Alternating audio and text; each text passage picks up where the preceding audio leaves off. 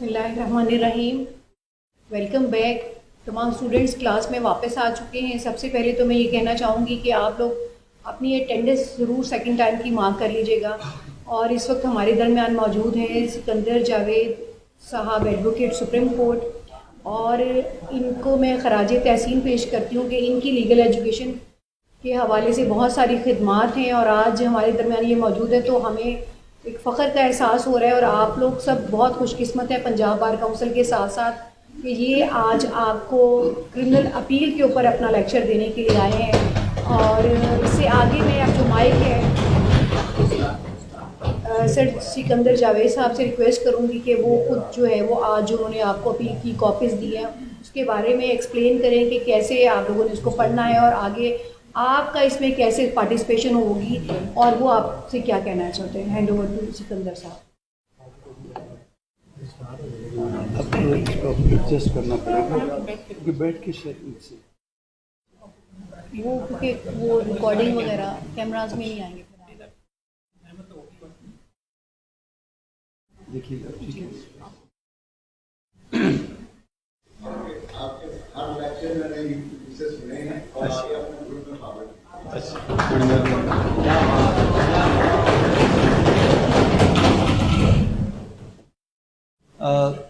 سرسری سا تعارف کروا دیا. تفصیلی تعارف میں خود کراؤں گا. اس کی دو وجوہات ہیں. ایک تو تعارف کروانا مقصد نہیں ہے، وہ ایک اسٹرگل جو ایک وکالت کے لیے، ایک اچھا وکیل بننے کے لیے، ایک جنون کے لیے ضروری ہے. تو اس حوالے سے میں تھوڑا سا اپنے سفر کی کہانی مختصر سی انتہائی چند جملوں میں آپ کو بتاؤں گا کہ جب آپ میری عمر تک پہنچ سکیں تو آپ مجھ سے تفصیلی جو ہے وہ تعارف کروانے کے قابل ہوں. مطلب جہاں تک تعارف میں اپنی اسٹرگل کا کروا رہا ہوں تو آپ اس سے زیادہ آپ کی اسٹرگل اور آپ کا نام ہو. تو میرا نام تو بتا دیا، Sikandar Javed, advocate supreme court.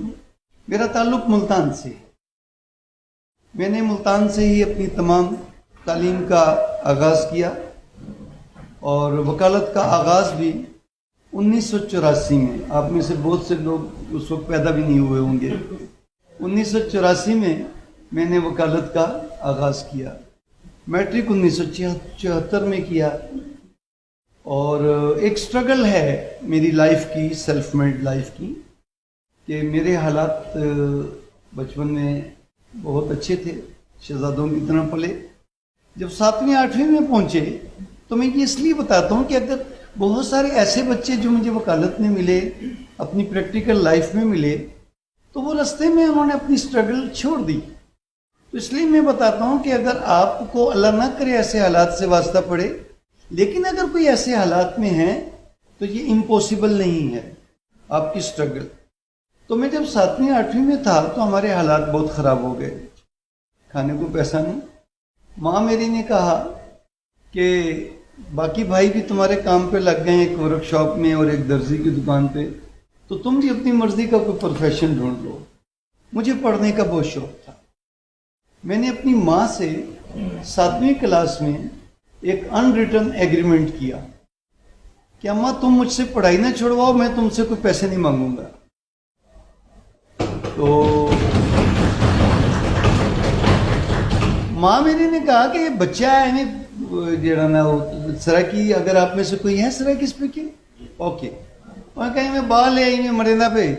تو انہوں نے بہت سمجھانے کی کوشش کی کہ بیٹا کسی کام پہ لگ جاؤ، ہفتے کا کما کے آؤ گے. ہفتے کا ملتا ہے نا بچوں کو، تو کما کے آؤ.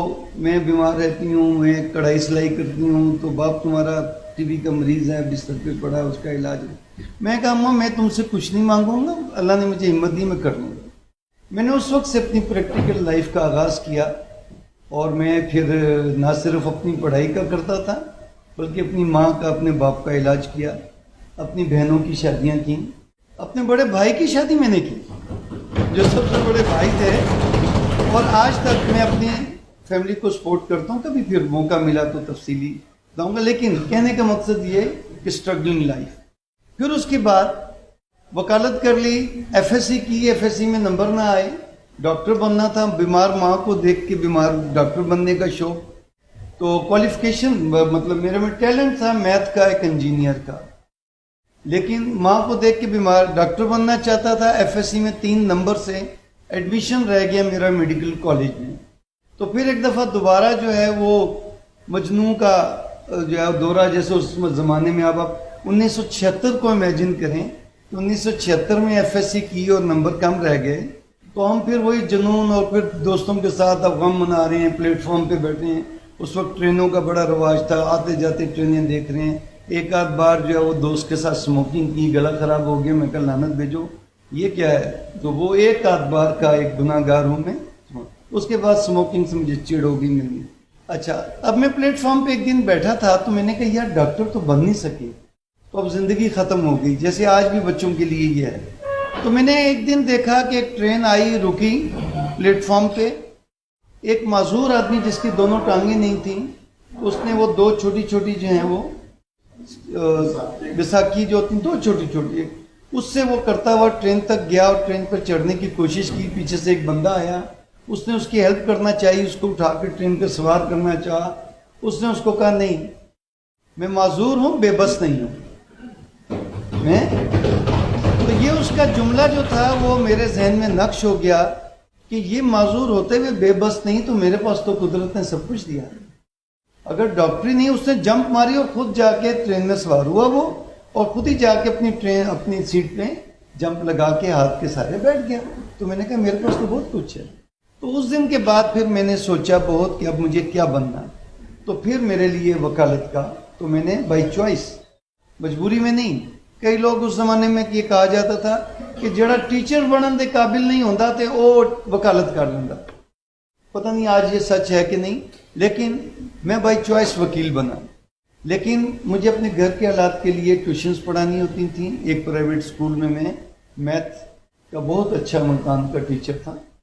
तो मैंने 2 साल अपनी वकालत के साथ साथ ट्यूशन्स की, और उसके बाद जब मेरी वकालत इस काबिल हो गई कि मेरे ट्यूशन्स का खर्चा निकल आता था, फिर मैंने हौली सोली वकालत शुरू की। जब मैंने 1984 में वकालत का आगाज़ किया, तो मैं जब टेस्ट देने गया, जो आपकी जो है अप्रेंटिसशिप के बाद जब लाइसेंस के लिए 2 member Punjab bar council test लेते हैं, तो जो मेरे उस्ताद थे वो मेरे वालिद साहब के दोस्त थे, शेख फारूक एडवोकेट मुल्तान के।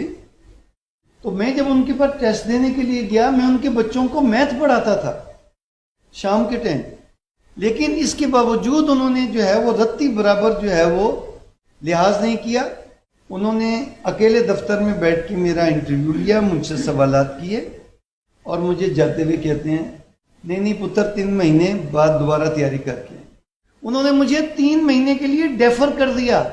आप सोच सकते हैं कि आज कोई member Punjab bar council licence लेके बगैर इंटरव्यू के दस्तखत करके सनद आपके घर जाके मिठाई का डब्बा भी दे के आते हैं। हमारे ज़माने में मेरे उस्ताद जो मेरे सीनियर बाद में बने, मेरे वालिद साहब के क्लास फेलो, मैं उनके बच्चों का मैथ का टीचर, इसके बावजूद उन्होंने कोई लिहाज नहीं किया और मुझे 3 महीने के लिए डेफर किया कि 3 महीने के बाद आना। 3 महीने के बाद फिर दोबारा मैं अपने आप को कोर्स की मज़ीद तैयारी करके गया, तो तब मुझे पास हुआ। एक और मेंबर ने फिर लिया, तो उन्होंने ये कहा कि शेख फारूक साहब ने इंटरव्यू लिया है। हाँ, उन्होंने वह सही रगड़ा कढ़िया होना है, ठीक है। तो उन्होंने 2-4 सवाल पूछो, तो इस तरह वकालत का आगाज़ किया। तो मैं अपना अहमद भाई को बताता था, हमारे ज़माने में जब हमने वकालत का आगाज़ किया तो अच्छा ज़माना था। हमें जब अदालत में बैठ के क्रॉस एग्जामिनेशन सुनने का, केस सुनने का, अच्छे जजों को सुनने का मौका मिला। बर्बादी आई 1990 के बाद। बहरहाल वो एक अलग स्टोरी है, हम उस तरफ नहीं जाते हैं। आज का अब हम आ जाते हैं, ये मैंने इंट्रोडक्शन पे थोड़ा सा आपका टाइम लिया, उसके लिए मैं लिबर्टी ले लेता हूँ। लेकिन शायद इस मेरी कहानी से, मेरे इस तारुफ से आपको थोड़ी सी तक़वियत मिलेगी अगर आपको सीखने का शौक है। हमने आज करनी है क्रिमिनल अपील। क्रिमिनल अपील का स्कोप, उसका तरीक़ेकार, उसके ग्राउंड्स, अपील आर्गू कैसे करते हैं। मैं इस बहाने, अपील के बहाने कोशिश करूंगा کہ آپ کو کرمنل پریکٹس، کرمنل ایڈوکیسی، فوجداری وکالت کا انٹروڈکشن کراتے ہوئے، تنگ گلیوں سے تیزی سے موٹر سائیکل بھگاتے ہوئے آپ کو ہائی وے پہ لے آؤں کرمنل اپیل پہ۔ کرمنل اپیل کو ہم بڑی تفصیل سے کریں گے، اور جب آپ تھک جائیں گے، آپ کی اباسیاں میں دیکھنے لگوں گا، پھر میں شارٹ کٹ کر کے اپنا لیکچر آپ جو ہے وہ وہیں پر وائنڈ اپ کر دیں گے۔ جب آپ تھک جائیں، آپ کو لبرٹی ہے، آپ بتا دیجئے گا سر کافی ہو گئی، تو میں وہیں بس کر دوں گا۔ لیکن جب تک تھک نہیں، میں کوشش کروں گا تھوڑا سا انٹرسٹنگ وے میں آپ کو جگانے کی کوشش کرتا رہوں گا، لیکن کہیں ناکام ہو جائیں تو احمد بھائی بھی اس کام میں بڑے ایکسپرٹ ہیں، آپ کو بور نہیں ہونے دیں گے، آپ کو سونے بھی نہیں دیں گے۔ اور جو آج آپ میں زوم سے تو نہیں کہوں گا، لیکن اس یقین سے کہوں گا کہ آپ فوجداری وکالت کا بہت کچھ سیکھ کے جائیں گے۔ ہم ابتدا کرتے ہیں فوجداری وکالت کا، کرمنل پریکٹس کا آغاز کہاں سے ہوتا ہے؟ سب سے پہلے لکھ لیجئے اوفینس۔ جب بھی کوئی جرم سرزد ہوتا ہے تو فوجداری وکالت کا یا کرمنل پریکٹس کا، کرمنل پروسیس کہیں، اس کا آغاز ہو جاتا ہے۔ جرم سرزد ہوا، کسی بھی ملزم نے جرم کا ارتکاب کیا، اب اس کی رپورٹ ہوگی تو اس کا کوئی انفارمنٹ ہوگا، وہ انفارمنٹ جب ایف آئی آر درج کرائے گا تو فرسٹ انفارمیشن رپورٹ ہو جائے گی 154 سی آر پی سی، رائٹ؟ اب وہ اس کا انفارمنٹ ہے اور ایف آئی آر درج ہو گئی۔ ایف آئی آر ایک پبلک ڈاکومنٹ ہے جو ضائع نہیں ہوتا کبھی بھی، ایک رجسٹر ہوتا ہے، اس میں ایف آئی آر میں جو زبر زیر بھی تبدیل نہیں ہو سکتی جو ایک دفعہ لکھی گئی۔ ایف آئی آر درج ہو گئی، اب ایف آئی آر درج ہوتے ہی کرمنل پروسیس شروع ہو گیا، انویسٹیگیشن شروع ہو گئی۔ 154 کے بعد انویسٹیگیشن شروع ہو گئی۔ اب انویسٹیگیشن جب شروع ہوئی تو آئیے، تو کسی ملزم کا مامے کا پتر تو ہے نہیں، تو اسے گرفتار کرنا ہے ملزم کو۔ اریسٹ شروع ہو گئی، ٹھیک ہے؟ اب دیکھیں میں آپ کو سیکوینس وائز بتاتا آ رہا ہوں، بالکل جن کو ہم نے بوتل میں بند کر دینا ہے، کوئی راکٹ سائنس نہیں، صرف آپ ہمیں ترتیب بھول جاتی ہے کہ کس ترتیب سے چلیں، تو میں آپ کو اس کی ترتیب وکالت کی بتاؤں گا کہ کس طریقے۔ ایف آئی آر درج ہوئی، انویسٹیگیشن شروع ہوئی، گرفتاری یا پولیس گرفتار کرنے کے درپے ہے، آپ کا بیل کا پروسیس شروع ہو گیا، پری اریسٹ بیل میں آپ چلے گئے۔ اگر آپ کو گرفتار کر لیا تو پھر آپ آفٹر اریسٹ بیل آئیں گے، لیکن آفٹر اریسٹ بیل سے پہلے ابھی 1-2 مرحلے ہیں کہ جیسے ہی آپ کو گرفتار کیا ودن 24 آورز آپ کو ایریا مجسٹریٹ کے پاس پیش کرنا ہے۔ ایریا مجسٹریٹ کے پاس پیش کر کے اگر آپ کی پرسن سے، آپ کی ذات سے کوئی انویسٹیگیشن کرنی ہے، آپ سے کوئی برآمدگی کرنی ہے، آپ سے کوئی نشاندہی کرانی ہے، تو پھر وہ آپ کا مانگیں گے فزیکل ریمانڈ، جسمانی ریمانڈ مانگے گی پولیس، ٹھیک ہے؟ اور اگر آپ سے کچھ نہیں کرنی، چیک کا کیس ہے، تو اس میں کیا کرنا؟ چیک آلریڈی موجود ہے، پولیس کے پاس ہے، تو آپ کا جسم نہیں چاہیے، گرفتار کر لیا، آپ کو بھیج دیا جیل، اسے کہتے ہیں جوڈیشل۔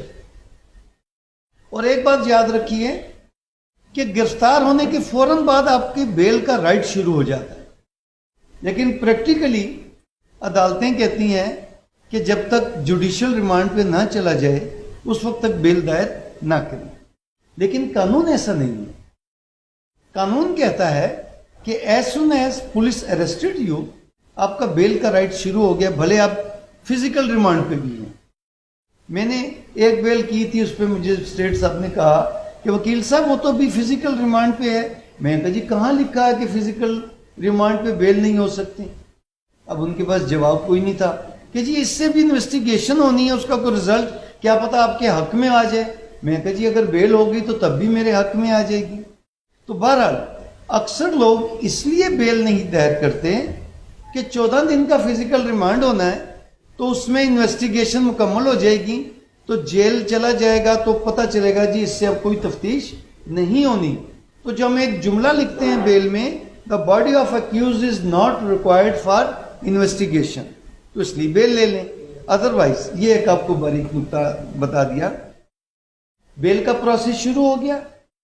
بیل، اب یہاں پر بھی بیل ایک لگتا تو ہے کہ 496 497 لیکن بیل ایک بہت بڑا ٹاپک ہے، وہ آپ کو کوئی اور دوست پڑھائیں گے، لیکن میں آپ کو بریفلی بتا دیتا ہوں کہ گرفتار ہونے کے فوراً بعد آپ کی بیل کا رائٹ شروع ہو گیا۔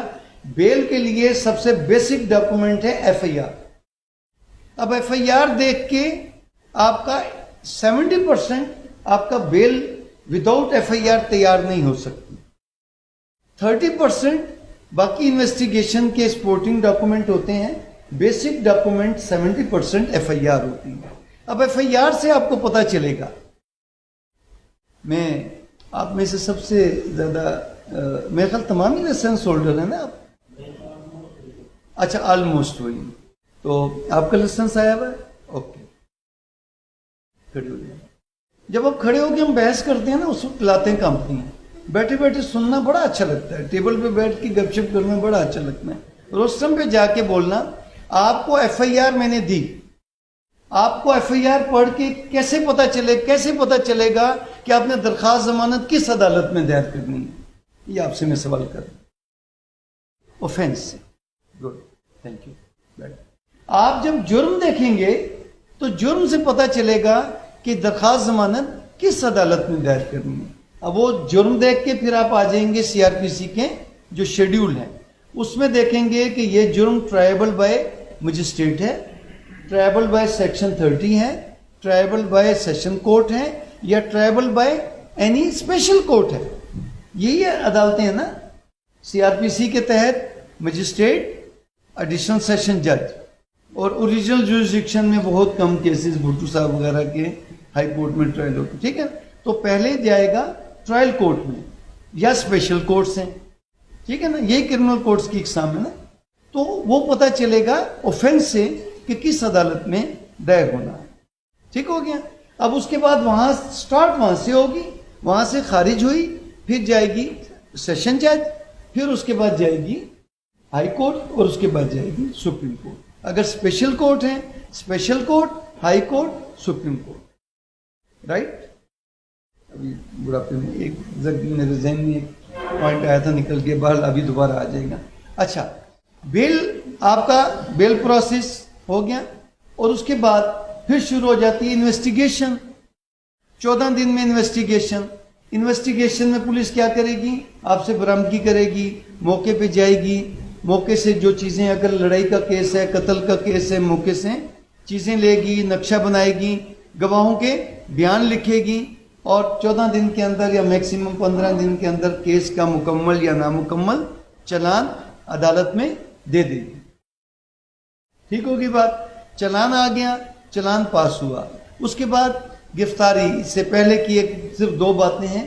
جب آپ کا فزیکل ریمانڈ لے کے مجسٹریٹ کے پاس پیش کریں گے تو مجسٹریٹ کو یہ اختیار ہے under section 63 C R P C کہ اگر آپ کے خلاف کوئی ایویڈنس نہیں ہے تو وہ جوڈیشل بھیجنے کی بجائے فزیکل ریمانڈ بھی نہیں دے گا، آپ کو ڈسچارج کر دے گا۔ تو ڈسچارج آپ مجسٹریٹ کے آرڈر پہ ہوں گے، یا اگر پولیس سمجھتی ہے کہ یار گرفتار تو کر لیا ہے، اب اس کے خلاف ایویڈنس کوئی نہیں، تو پولیس بھی آپ کو ڈسچارج کروا دیتی ہے، اور ڈسچارج رپورٹ لکھ کے لاتی ہے۔ اب مجسٹریٹ صاحب کی مرضی ہے کہ ڈسچارج رپورٹ سے ایگری کر کے آپ کو ڈسچارج کر دیں، یا ڈسچارج رپورٹ سے ایگری کر کے آپ کو ڈسچارج کر دیں، یا ڈسچارج رپورٹ سے ڈس ایگری کر کے آپ کو جوڈیشل پہ۔ ٹھیک، اس کے بعد دوسری آ جاتی ہے پاسبلٹی کہ پولیس نے پوری انویسٹیگیشن کی، اگر وہ سمجھتی ہے کہ مقدمہ جھوٹا ہے تو وہ پورے مقدمے کو ہی کینسل رپورٹ بنا کے عدالت مجسٹریٹ کے پاس لے جائے گی۔ اب مجسٹریٹ اس کینسلیشن رپورٹ سے ایگری بھی کر سکتا ہے، ڈس ایگری بھی کر سکتا ہے۔ ٹھیک ہے، یہاں پر اب یہ ایک موٹ پوائنٹ ہے جو بہت سارے سینئرز کے ساتھ میرا اختلاف ہے۔ وہ میں کہتا ہوں کہ پاورز جو ہیں وہ وائس ورسا ہوتی ہیں۔ اگر وہ پولیس کی اوپینین جو ہے، جو اخراج رپورٹ کی ہے، اس سے ڈس ایگری کر سکتا ہے، تو پھر وہ اگر پولیس چلان لاتی ہے تو اس کو کیوں نہیں خارج کر سکتا مجسٹریٹ؟ آپ سمجھ رہے ہیں نا کہ پولیس اخراج رپورٹ بنا کے آئی، مجسٹریٹ صاحب کہتے ہیں کہ میں اس سے ایگری نہیں کرتا، اگر ایگری نہیں کریں گے تو اس کو بھیج دیں گے ٹرائل کورٹ میں کہ ٹرائل کورٹ۔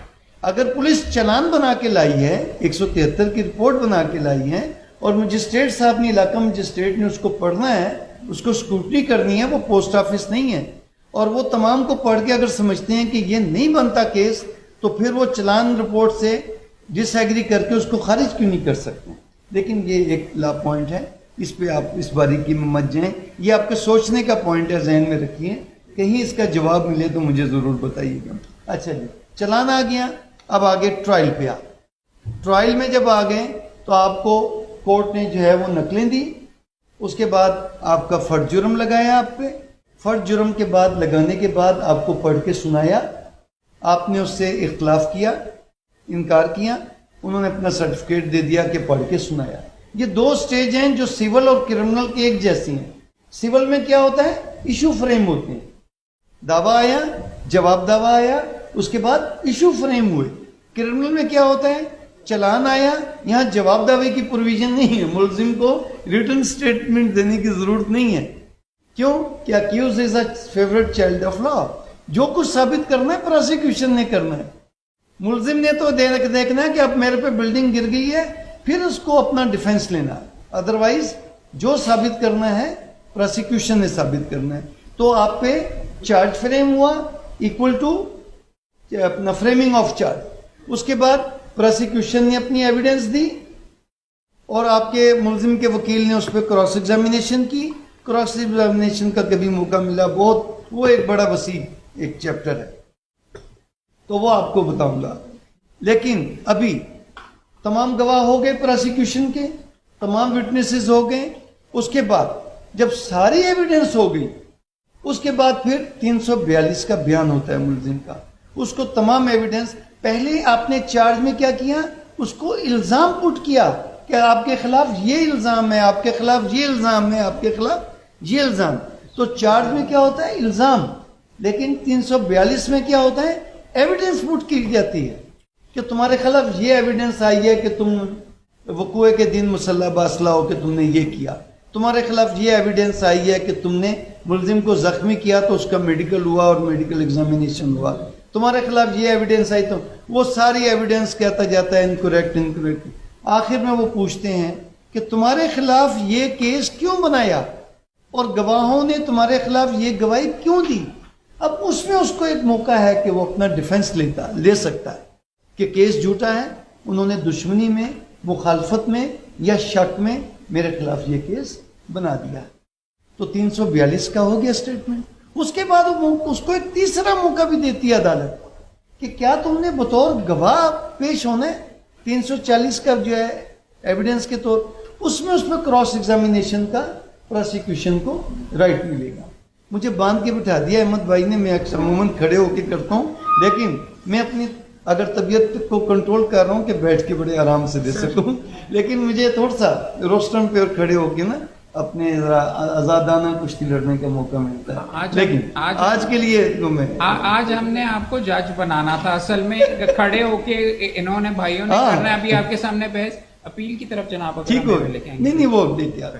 اچھا جی، اب اس کے بعد آ گیا 340 میں وہ اپنی صفائی کے لیے گواہ اپنے بھی دے سکتا ہے اور اپنے باقی کے بھی گواہ دے سکتا ہے. اس کے بعد پھر عدالت نے دونوں فریقین کی بحث سننی ہے، فیصلہ دے دیا عدالت، ججمنٹ ہو گئی. اب ہم آ گئے ہائی کورٹ پہ، اپیل. ٹھیک ہے، اپیل جو ہے وہ ایسے رائٹ ملزم کا حق ہے. ٹھیک ہے، تو اس لیے جب بھی اپیل دائر ہوتی ہے وہ ایڈمٹ ہوتی ہے، ایڈمٹ فار ریگولر ہیئرنگ. ابتدائی سماعت میں وہ خارج نہیں ہوتی، عدالت اس پہ نوٹس کرتی ہیں، ریکارڈ بلاتی ہیں اور ریکارڈ دیکھ کے پھر اس کو سرسری سماعت کر کے بھی خارج کر سکتی ہے. لیکن اس کو سننا ضروری ہے، اس کے وکیل کو یا ملزم کو سننا ضروری ہے. تو اب جب ہم اپیل میں آئیں گے تو اپیل دو قسم کی ہے. اب یہاں بھی آپ کو ایک انٹرسٹنگ فیکٹ، اب تک کی جو میری ریسرچ ہے کہ پوری سی آر پی سی میں صرف اپیل کے لیے پٹیشن کا لفظ استعمال ہوا ہے، ورنہ پوری سی آر پی سی میں نہ بیل کے لیے پٹیشن کا لفظ ہے، نہ ریویژن کے لیے پٹیشن کا لفظ ہے، کہیں کوئی پٹیشن کا لفظ نہیں ہے. لیکن ہم درخواستیں دیتے ہیں تاکہ ہم اپنی معروضات لکھ سکیں، گراؤنڈز لکھ سکیں اس میں. لیکن پٹیشن کا لفظ صرف جو ہے وہ اپیل میں ہے. اپیل ایز اے رائٹ ہے اور اپیل کا چیپٹر شروع ہوتا ہے 404 سے अपील 404, और जो अपील अगेंस्ट कन्विक्शन है और अपील अगेंस्ट एक्यूटल, ये दो ही किस्म की अपीलें हैं। अगर मुलजिम बरी हो गया है तो 417 के तहत अपील अगेंस्ट एक्यूटल होगी, और अगर सजा हो गया है तो 410 में के तहत उसको अपील अगेंस्ट कन्विक्शन। अब देखें अपील में थोड़ा सा ये डिफरेंस है, ये बारीकी याद रखिएगा। अगर मजिस्ट्रेट ने सजा दी है मुलजिम को, मजिस्ट्रेट ने अगर सजा दी है मुलजिम को, तो उसकी अपील कहाँ होगी? सेशन कोर्ट में। लेकिन अगर सजा 4 साल से ज्यादा है तो फिर अपील डायरेक्ट होगी हाई कोर्ट में। ठीक हो गया? क्यों कि 4 साल से ज्यादा है तो वो कहते हैं कि इसको बड़ी अदालत, लेजिस्लेशन का ये था कि इसको बड़ी अदालत देखे। ठीक हो गया? अच्छा, कन्विक्शन सजा के खिलाफ होगी। अब ठीक है, अगर 4 साल से ज्यादा सजा मजिस्ट्रेट ने दी तो फिर अपील जो है वो हाई कोर्ट में। अच्छा, अब उसके बाद आ जाएं कि मजिस्ट्रेट की आपने अपील कर दी सेशन जज के पास। अब अगर सेशन जज ने आपकी सजा कायम रहे, दो पॉसिबिलिटी हैं, या सेशन जज बरी कर देगा, या सेशन जज सजा को कायम रखेगा, या सेशन जज सजा में कमी कर देगा। तो सजा तो कायम रही, तो अब आप आगे कैसे जाएंगे? Any one of you.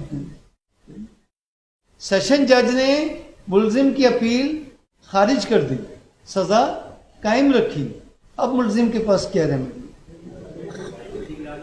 High court revision में जाएंगे। ठीक है, इस सूरत में रिवीजन में आप वो, अब सेकंड अपील नहीं है सीआरपीसी में, सेकंड अपील नहीं है, इसलिए आप रिवीजन में जाएंगे, और रिवीजन में वही तमाम बातें देखी जाएंगी जो अपील में देखी जाएंगी। ठीक हो गया? यहां एक थोड़ी सी आपको मैं एक और बात बता दूं कि एक होता है सेक्शन 30 का मजिस्ट्रेट, एक होता है first class magistrate. First class magistrate की तो उन्होंने पावरें दी हुई हैं कि वो इतनी जुर्म तक केस सुन सकता है, लेकिन सेक्शन 30 का जो मजिस्ट्रेट है उसके लिए दिया गया है कि वो उम्र कैद तक के केस सुन सकता है। आपको शेड्यूल में मिलेगा ट्रायबल बाय सेशन कोर्ट, लेकिन प्रैक्टिकली जब आप सेक्शन 30 पढ़ेंगे तो उसमें दिया हुआ है कि section 30 is a special magistrate empowered bye provincial government, लेकिन और वो ऐसे मुकदमा सुन सकता है जो कि उम्र कैद तक की हो। फिर सेक्शन 34 कहता है कि सुनेगा तो वो उम्र कैद तक के केस, लेकिन वो सजा 7 साल से ज्यादा नहीं दे सकता। भाई ये क्या बात हुई कि उम्र, लेकिन फिर उसके बाद उन्होंने ये कह दिया, प्रोविजन दे दी सीआरपीसी में, लेकिन अगर वो ये समझे कि इसमें सजा 10 साल तक होनी चाहिए लेकिन मैं 7 साल से ज्यादा सजा नहीं दे सकता, तो फिर वो विद एविडेंस केस रेफर कर देगा सेशन जज को कि मैंने इसकी एविडेंस सुनी है, मेरे मुताबिक इसमें 7 साल से ज्यादा सजा होनी चाहिए, लेकिन मेरी पावर नहीं है 7 साल से ज्यादा सजा देने की, तो अब आप इस केस का फैसला आप करें। तो वो फिर सेशन जज एविडेंस वही देख के। तो आप, हम आ गए अपील में, अपील अगेंस्ट कन्विक्शन, ठीक है, और अपील अगेंस्ट एक्यूटल। अब अपील अगेंस्ट कन्विक्शन जो है, क्योंकि एज ए राइट आप दायर करते हैं, एक प्रोफार्मा है जो सीआरपीसी ने दिया है, वो प्रिंटेड फॉर्म मिलते हैं, उसमें आप लिखते हैं पूरा। आप अगर इसका पेज इनको तो अपील की तरीके फॉर्म नहीं, वो रिक्वेस्ट की हुई है कि ओके। अपील का एक वो परफॉर्मा होता है। अच्छे ज़मानों में जो सीनियर वकील होते थे वो सिर्फ उसी परफॉर्मे के साथ जजमेंट लगाते थे और दायर कर देते। उसमें पूरी डिटेल होती थी, केस का नंबर क्या है, थाना क्या है, ऑफेंसेस क्या है, और कब सज़ा हुई, कब आप दायर कर रहे हैं, और उसके बाद वो लिखते थे कि सज़ा कितनी हुई लोअर कोर्ट से आपकी। उसके बाद वो लिखते थे कि ग्राउंड्स, और ग्राउंड्स वो एक ही जुमला लिखते थे, मातहत अदालत का हुक्म, खिलाफ कानून, खिलाफ वाक़यात, खिलाफ शहादत, इसलिए काबिल मंसूख हुई। बस ये एक नया judgment of the lower court is against law, against facts and against evidence. ठीक है, तो इसलिए वो लिख के, क्यों कि रिकॉर्ड तो मंगवाना है अदालत में, और उसके बाद फिर آرگومنٹس میں سننے ہیں تو جو ڈیٹیل آرگومنٹس ہیں وہ. لیکن اب کیونکہ وہ پٹیشن وہ کہتے جی وکیل صاحب تسی کی کیتا, اگر وہ فارم وہ تو فارم تو ہم بھی بھر کے کر سکتے تھے. تو پھر اس لیے ہم پٹیشن دائر کرتے ہیں اور اس میں ہم وہ پرفارمے کا جو چارٹ ہے وہ بنا کے اس میں تمام معلومات لکھ کے آگے پھر ہم پورے اپنی گراؤنڈز لکھ دیتے ہیں. اور اب تو یہ بھی کرتے ہیں کئی وکیل دوست کہ پہلے فقرے میں کیس کے واقعات, ایف آئی آر کی واقعات, سیکنڈ میں کہ کیس عدالت میں آیا, عدالت نے تمام ایویڈنس سننے کے بعد فلاں ڈیٹ کو مجھے اتنی سزا اپیلنٹ کو دے دی. نمبر 3, انڈر دیز گراؤنڈز یہ جو ہے فیصلہ خلاف قانون ہے اور وہ اگینسٹ لا, اگینسٹ فیکٹس, اگینسٹ ایویڈنس, مس ریڈنگ, نان ریڈنگ جو ہے نا یہ کرمنل میں استعمال کرتے ہیں, ایکچولی یہ ہے اس کے لیے سول کے لیے. اب مس ریڈنگ اور نان ریڈنگ کا مطلب کہ ایویڈنس میں موجود تھی اور یہ بات عدالت نے پڑھی نہیں. مس ریڈنگ, نان ریڈنگ, مس ریڈنگ کہ وہ تھی لیکن اس کو غلط پڑھا. ٹھیک, بہرحال ہم آ جاتے ہیں واپس. اب یہاں پر ایک چیز میں آپ کو بتانا رہ گیا کہ میڈیکل میں اور پوسٹ مارٹم اگر ہارٹ کا کیس ہے تو basic document is a medical examination, اور اگر مرڈر کیس ہے تو basic document is a post mortem. اور پوسٹ مارٹم کے ساتھ ایک اور پولیس ایک استعمال کرتی ہے وہ رپورٹ مرگ. وہ میرے پاس یہاں پر یہ کھلی ہوئی ہے. یہ رپورٹ مرگ جو ہے یہ صرف مرڈر کیس میں بنتی ہے.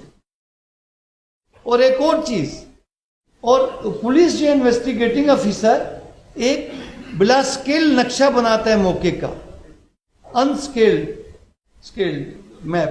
اور ایک پھر مرڈر کا اگر کیس ہوگا تو پھر وہ پٹواری سے ایک اسکیلڈ میپ بھی بنوائے گا.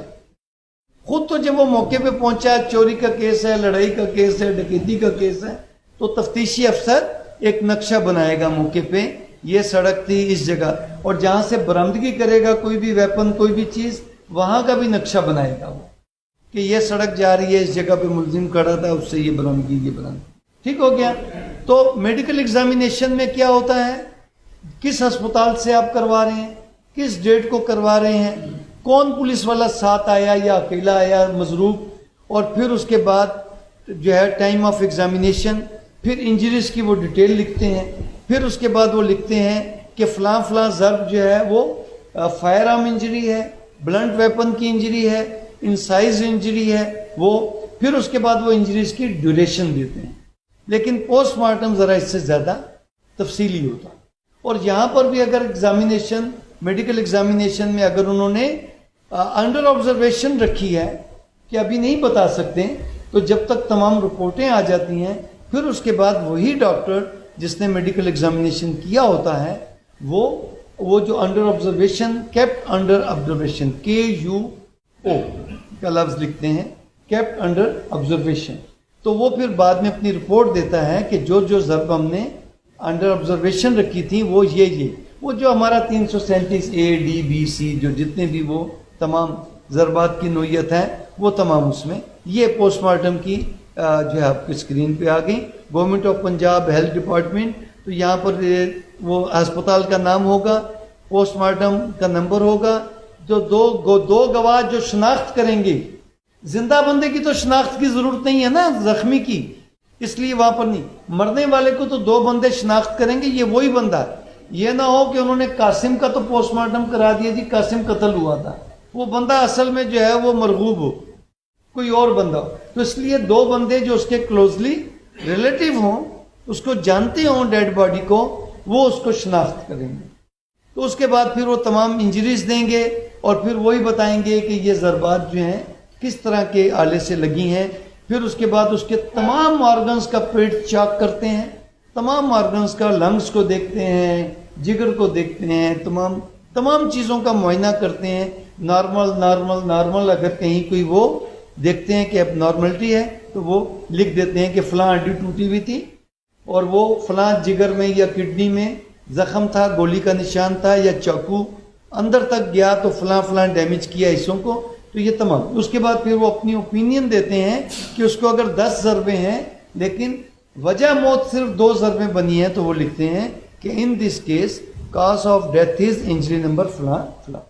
हम आ जाते हैं वापस अपील की तरफ। अब आप इन ग्राउंड्स को लिख लीजिए कि इन पॉइंट्स पे आपने ये जो आज आपको केस दिया गया है आपने आर्गू करना है। ये जो आज का केस है इसके सिंपली इसके फैक्ट्स। अब हम आते हैं अपने काम की बात की तरफ, असल अपील की तरफ, जो मैंने यहाँ खड़े होकर आपसे आर्गू करवाने हैं और आप में से हर बच्चा कर सकेगा अगर आप इन पॉइंट्स को लिख लें। आपका इम्तिहान लेना मतलूब नहीं है, बल्कि आपकी झिझक दूर करनी है कि आप अपने यहाँ आके उन पॉइंट्स को कितना बेहतर तरीके से और उसमें अपना इनपुट डाल के कितनी बेहतर तरीके से आप बता सकते हैं। मुझे अहमद भाई ने बताया कि इससे पहले